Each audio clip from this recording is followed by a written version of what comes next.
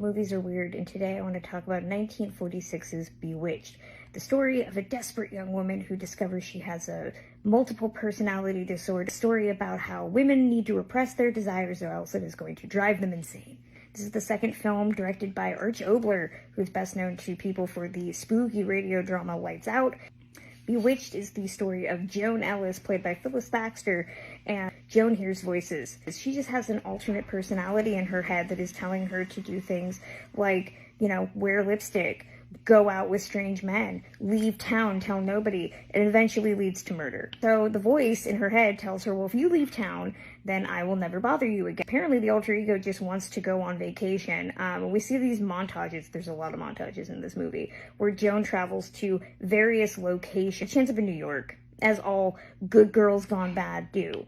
It is funny that when the alternate personality, which is voiced by film noir legend Audrey Todd, Phyllis Thaxter is required to make the biggest grin, and her eyes get really wide, the lighting changes, and she gets a full face of makeup out of nowhere. She starts looking like Aunt Gladys, and she meets another prospective paramour named Eric. He is another non-personality lump of meat. Eventually, Joan realizes that she is still being haunted by the voice in her head. There's a sequence where the alter ego takes over and practically starts eating this guy's face because, again, the alter ego is DTF. Joan goes home and runs into the old ex. The alter ego says, like hell you're going back, and proceeds to, I guess, take over Joan's body. It's really unclear when the possession starts, but she eventually convinces Joan to stab her boyfriend. There's a whole montage that I thought was in Joan's head, this weird sequence of her being tried for murder, but no, it's actually an actual scene of her being tried for murder.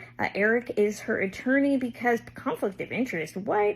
Edmund Gwen is actually the one telling the story. He is playing a psychiatrist, but Joan won't tell what is going on. She is ready to go to the gas chamber, the electric chair.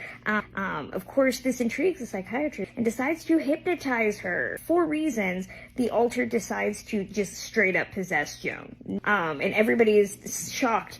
It's real. There's another person living inside her. Honestly, I think this sequence might have proven that Joan is crazy. Of course, the two personalities are unified. Some gobbledygook happens. The movie quite literally ends with the sequence of her looking at the camera narrator saying that in these war-torn times, Joan's problems might not matter to you, but Joan is all of us. I have no reason to believe anybody has ever seen this movie. It is a wackadoodle one. At least it's an hour and 6 minutes.